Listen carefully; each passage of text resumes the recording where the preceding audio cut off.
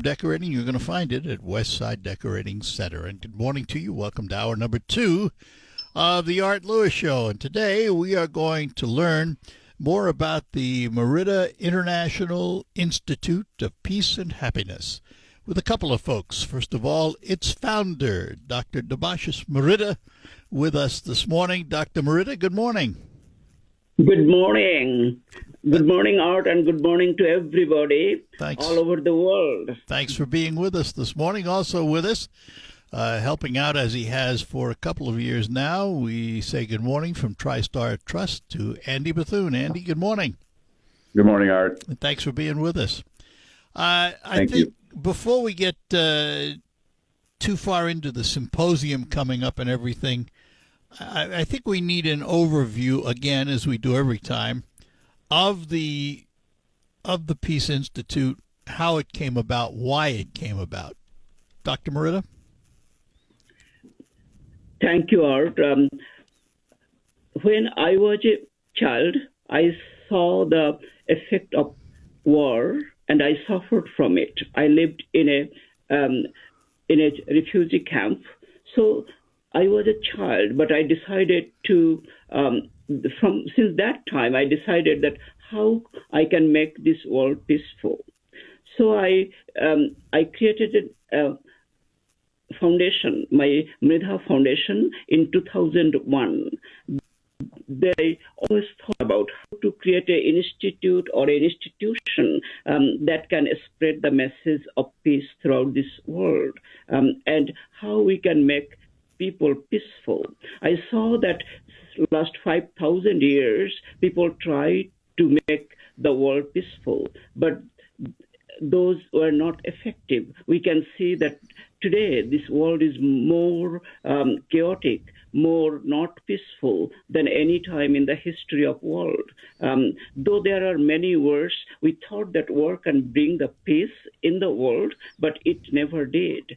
So I thought that what other thing we can do, and I came up with an idea to create inner peace, so everyone can feel peaceful and resolve the conflict with love and kindness, with forgiveness.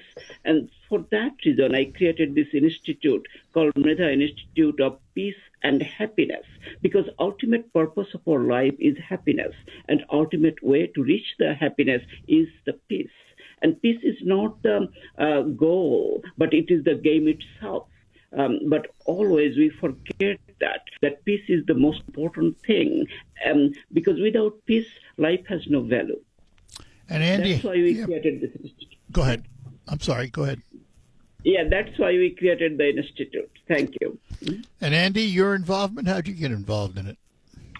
Yeah, so I've known Doctor for over 20 years. We've been good friends. And he asked me if I could help him just with some of the more of the strategic components of putting his ideas together so that we could actually gain some traction in the community. So when I first started, they had already done the first Peace Walk, and that has been very successful as far as just getting the community together to kind of rally around the idea of coming together in peace. We're not activists. What we're really trying to do is just set an example of what we call positive peace. And positive peace is just, it's not trying to fight against anything. It's just trying to come together as people to show that we can all work together, live together, and find happiness together by living peaceful lives. It's a pretty simple formula, but somehow it's got to be demonstrated to others, and that's what we're trying to do. Yeah, it is almost, I don't know, it's a paradox in some ways that we now have a Merida International Institute for Peace and Happiness, and at the same time, the world and maybe even the country are so far from it. Politically, we're far from it with the acidity of our political climate. Obviously, what's happening overseas, conflict areas, it just seems to be a real paradox to me. Yeah, I think that you're right on the money, and that's kind of where we started this year with the symposium, because it's a great lead-in, Art, because you're talking about discourse, and in the beginning, Doctor talked about how he experienced war as a child and lived in a refugee camp. There's certainly still war in this world, but it's almost the war in us and the war among us that's the bigger problem, and it's the discourse. Like you said, it's very acidic, it's toxic. And one of the things we were talking about this year when we were planning our program was, this political climate is awful.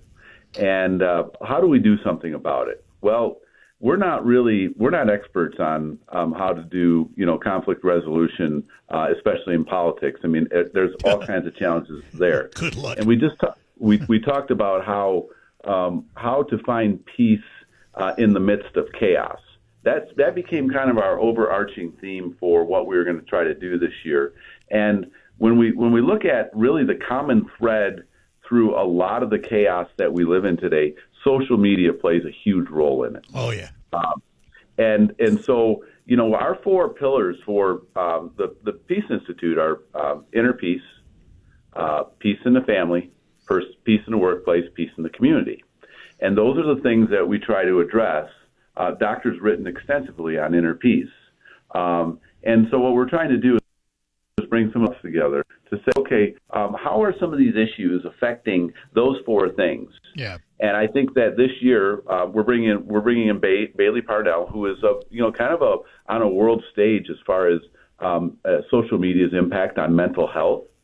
And we're gonna talk about that, and we really think that that's a really strong message to help people navigate the challenges associated with social media and how it affects. I mean, we just went through an election cycle, and just look at what's going on. I mean, it's these, within your family, within your workplace, it's almost impossible to have a conversation without some kind of,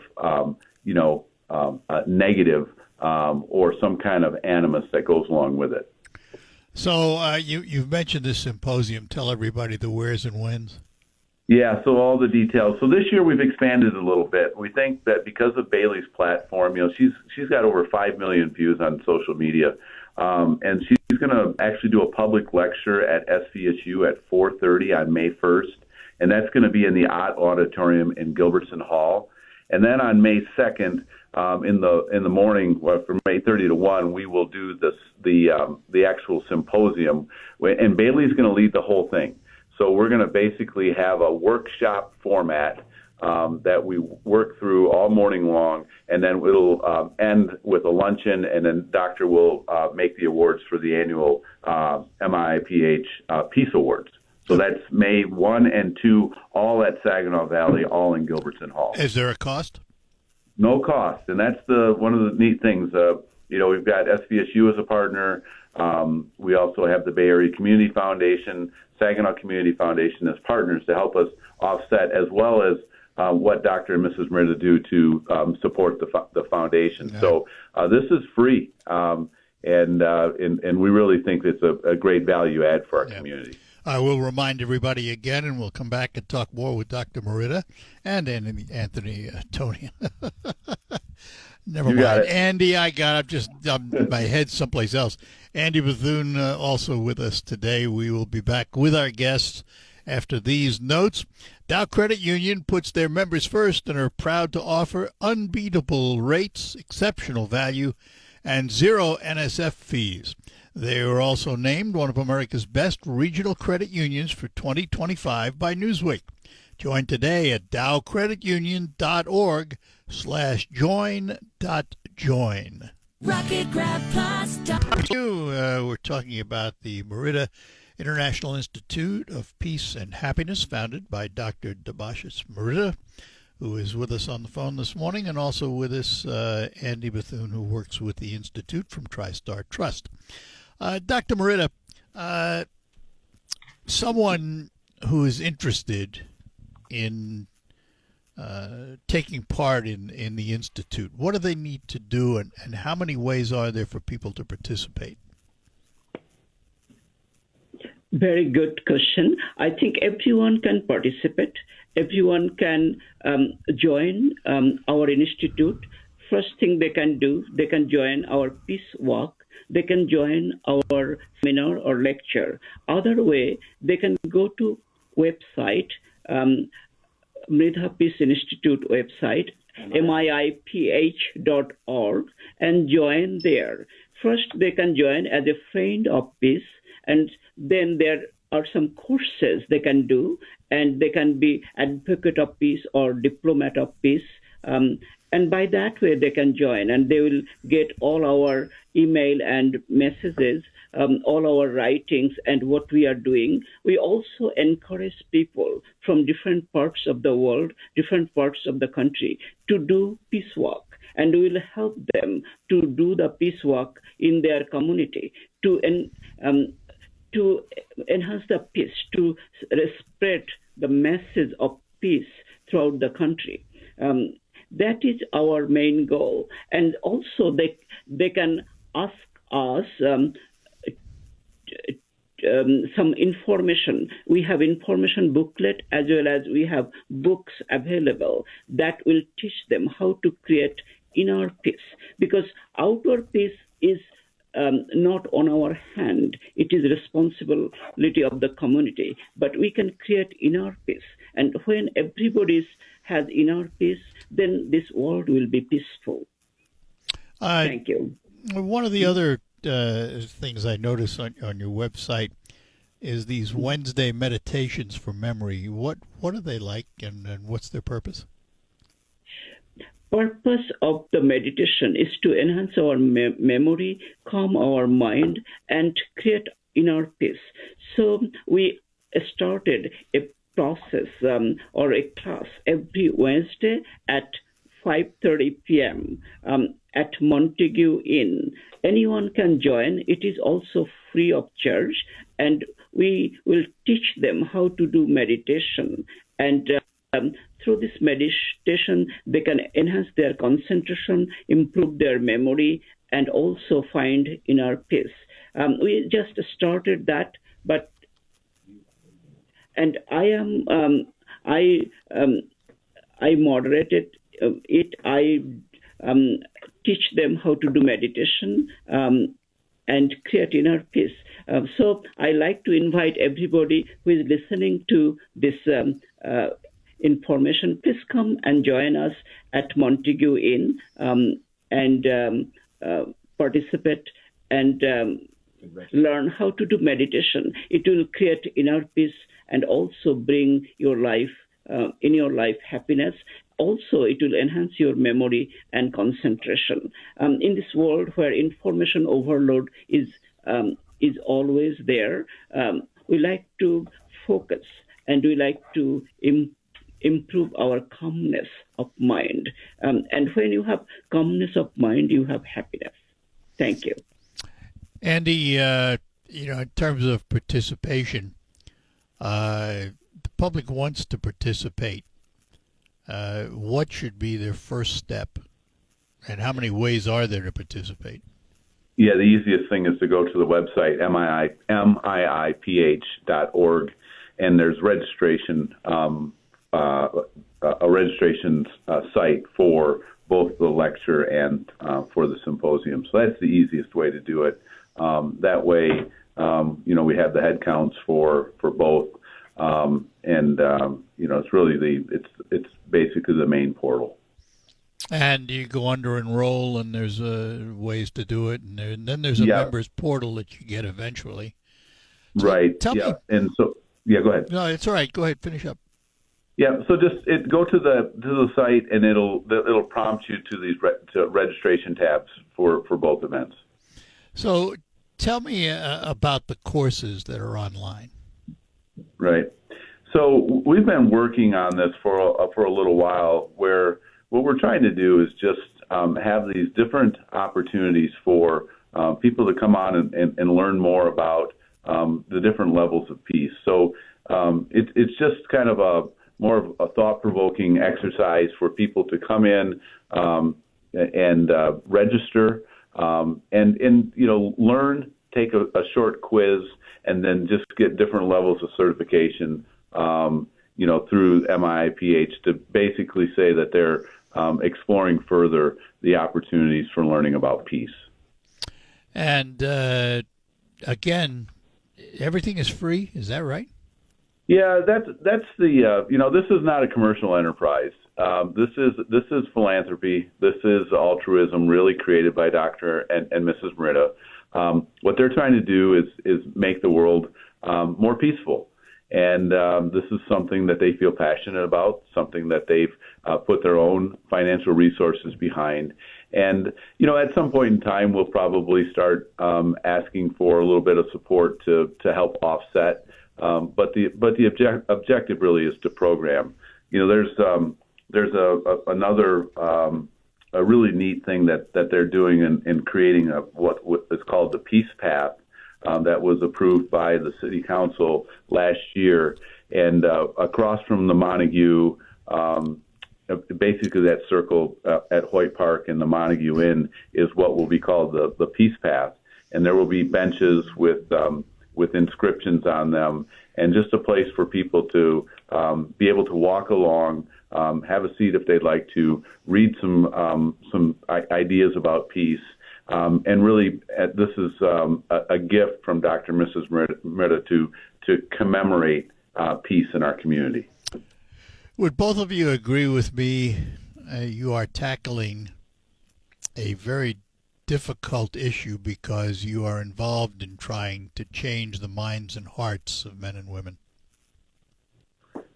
Yeah, I think that's change is probably it's a pretty tall task. I think that influence is maybe a little more accurate. So just penetrate the consciousness of our community about peace. Like, for example, when we do the peace walk, we walk down Ezra Rust and go down to Ojibwe and cross and go by the Anderson Enrichment Center and back by the waterworks and back. And people are driving by, and we have signs that just talk about peace. And people we get all kinds of encouragement from people because it resonates. We're not doing anything. We're not, we're not throwing graffiti on a building or smashing windows. What we're doing is just showing people that people can get together in the name of peace and set an example that there is a better way to get along in this world. And again, changing. I don't know what we're going to be able to change, but penetrating consciousness of individuals, impacting how people may look at something, that's probably a little more along the lines of what we're trying to do. And the symposium, particularly Thursday, Bailey Parnell's talk is one I think that is so critical today. Social media's impact on mental health. And it's huge. Yeah. It's huge. Well, as you know, and many of the listeners know, I spent big part of my career out at SVSU and was really fortunate to be part of that community. And there were so many lectures and shows and things that go on at the university where people sometimes they don't know it happened, and they're disappointed after it's gone and say, "Geez, I wish I would have been there for that." Well, this is one of those opportunities where I hope that our listeners, take an hour or two out of their day to come to the lecture and learn about social media's impact on mental health. It's a big deal. How much time do you spend, does a person spend on social media? And what are the messages they're paying attention to? What does it do to your anxiety level? What does it do to the way you feel about yourself, the way you feel about others? And all of these things, we're all conscious of it, but sometimes we're really not cognizant of what it's doing to us. Yeah.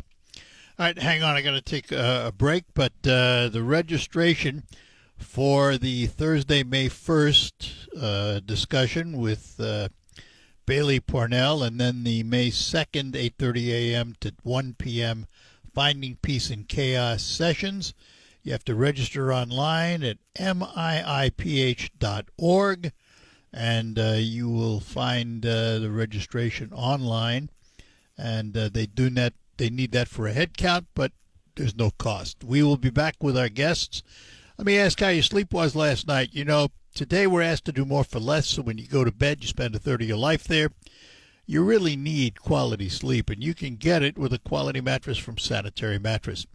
Now, you can visit all the so-called sleep stores, or you can rest assured your mattress is manufactured right here in the Great Lakes Bay region to your specifications. Your time in bed may be cut short by today's demanding world, but you can still get a quality good night's sleep on a Sanitary Mattress. They feature a 1-hour delivery window of your mattress to your home. And, by the way, if you have an RV or a boat, Sanitary Mattress will custom make a mattress for you to your exact size, something the box stores can't do. Visit the Sanitary Mattress Factory and Showroom at 5343 Janes Road in Saginaw, just east of the Harry Brown Airport. Visit them online at sanitarymattress.com or call them at 989-753-1757.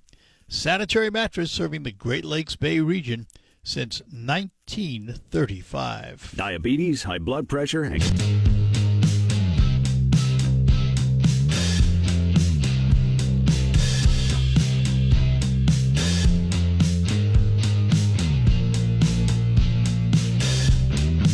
we're back with you. We're talking about the Merida Institute for Peace and Happiness. And we have a couple of guests with us this morning. First of all, the founder, Dr. Debashis Merida, and also a member of his board and from TriStar Trust, Andy Bethune. Dr. Merida, describe your vision of peace. What is peace? From what we think that peace is the calmness of mind, and peace is understanding of the world. We think that if we have peace, we have inner peace, then only we can find the world peace. And as an institute, we like to be the light of peace. So this light of peace can drive away the hatred and the darkness of hatred. We also, as an institute, we want to be a ripple of peace in the ocean of chaos, in the ocean of hatred, in the ocean of discontent.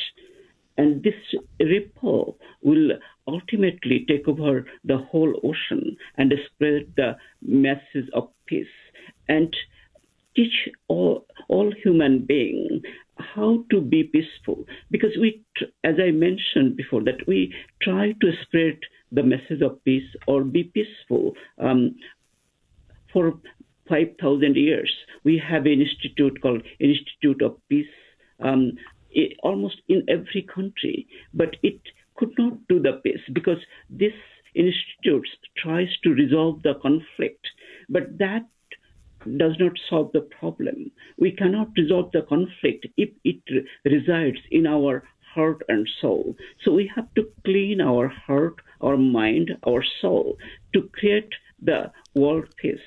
If it is dirty, if we have hatred inside us, then we cannot create this peace. As we know that a little fire can create a wildfire. So a little hatred in our mind can create the war in whole world. So we have to create inner peace first, and that is our ultimate goal. And peace is that. Peace is, as I mentioned, peace is not the goal. It is the game itself.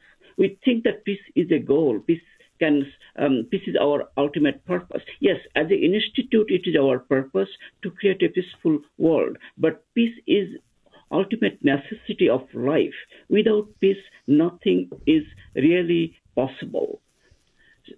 Peace is a condition, is a calm condition which enhances our ability to do things in a better way. Yeah. And ultimately, we need peace to be happy. And as I mentioned, happiness is our ultimate purpose. Like I am talking to you and you are talking to me.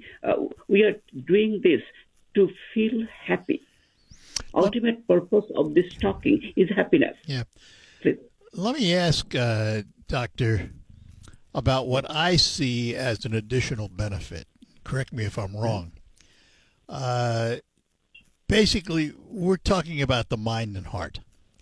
And if I find inner peace, from your standpoint as a doctor, how does that impact my health? Yes, when a person is peaceful, then their health is good. We find that 90% of our sickness or our illness is coming from our stress, our problem, because stress ultimately causes some secretion of some hormones, which causes the disease.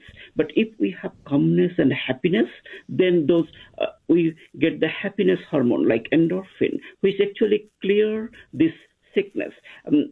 As we know that most of the diseases nowadays that I see in my office, in my clinic, those are all coming from mainly from their stress, their social discontent, their anger, their hatred. Sometimes they don't know that they're angry, but they are inside of them. Some of the people come to us and say, "Why it happened to me?" And I am sometimes I cannot answer them. I know in my heart that most of the disease we caused by ourselves. There are some infectious disease, even some infection. We are getting infected every moment, but we can cure this. We fight with them if we have this inner strength, inner peace, inner happiness, inner joy. Because a joyful person rarely gets sick. You can see in the society also, a negative person always gets sick because they have some unhappiness in them. So it is a medicine. Peace is a medicine for a beautiful life. All right, hang on, and we'll be back. We're talking to Dr. Debashis Murida and Andy Bethune from the Murida Institute for Peace and Happiness. And we will return and remind you again about their symposium coming up May 1st and 2nd at Saginaw Valley State University and how you can participate.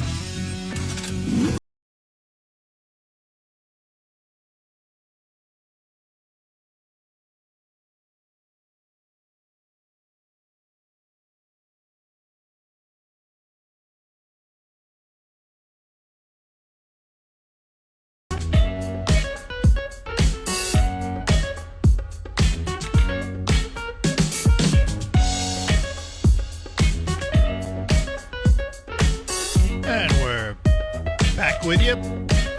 Final segment of the Art Lewis Show for this hour, talking to Dr. Debashis Murida from the Murida International Institute of Peace and Happiness, and Andy Bethune, who's one of his board members and works with him. Andy, let's go back and remind everybody again about the symposium coming up, the 1st and the 2nd, the where's, when's, the registration, and all that stuff. Okay. Our speaker is Bailey Parnell, and she's found kind of international fame in talking about social media, big YouTube sensation. Thursday, May 1st, there's a public lecture at SVSU in the auditorium, Gilbertson Hall, 4:30 p.m. And then on Friday, May 2nd, we have our symposium, which is a workshop-style symposium. Bailey will lead that as well. Starts at 8:30 registration, 9 o'clock start time. We'll have a little continental breakfast, and we'll wrap up with lunch. And the Peace Awards, we should be done by 1 o'clock. Again, that's at SVSU as well. Same thing in Gilbertson Hall, just in a different lecture room. And registration is required, just so you know, head count, right? That's right. Registration is required. We are limited to 100 for the workshop, and so that in last year we had probably about 85. This year's program seems to have a little more interest. So if you're thinking about it, but it's limited to 100, so it might be helpful to sign up as early as you can. And where do you do that? You go to miiph.org and follow the link to registration for either the lecture or the symposium, or for